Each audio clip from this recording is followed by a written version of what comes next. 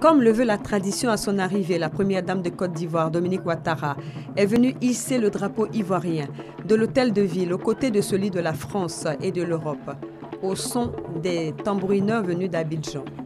Des moments magiques et pleins d'émotions pour la communauté ivoirienne présente à cette cérémonie. Après la mairie, le cap a été mis sur le musée de la ville où l'exposition Florilège ivoirien du musée d'Angoulême met en valeur le riche trésor culturel ivoirien avec la sélection de ses plus belles œuvres. On y retrouve notamment des masques sénoufos et des figurines funéraires des peuples Agni.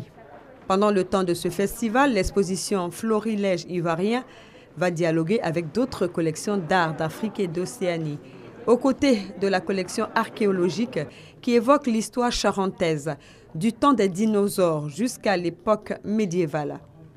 Selon les spécialistes, le musée d'Angoulême possède une des plus importantes collections françaises d'art africain par le nombre et la qualité des pièces conservées. Je suis particulièrement fière de voir mon pays, la Côte d'Ivoire, mise à l'honneur à l'occasion du 10e Festival du film francophone d'Angoulême. Ce festival est une occasion idéale de présenter les nombreuses richesses culturelles de la Côte d'Ivoire et d'illustrer le savoir-faire de nos artistes et de nos créateurs. La levée des drapeaux ivoiriens, français et européens à laquelle nous venons d'assister a été un moment très émouvant qui honore nos deux pays et qui renforce la coopération culturelle entre Angoulême et Abidjan. Pour sa part, le maire s'est félicité de l'honneur qui est fait à la culture ivoirienne et particulièrement à son cinéma. C'est un honneur, un grand honneur pour nous, pour cette 10e édition, que Marie-France et Dominique aient pu choisir la République de Côte d'Ivoire.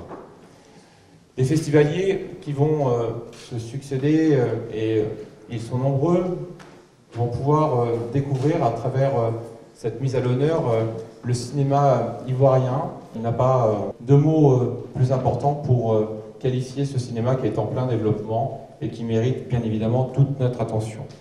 La visite a pris fin à la médiathèque de la ville avec l'exposition des affiches de films ivoiriens offerts par un particulier, Le Gentleman de Cocody, un film de Christian Jacques, Aya de Yopougon de Marguerite Aboué, en passant par Chocolat, un film de Claire Denis et Balles-Poussières de Henri Duparc.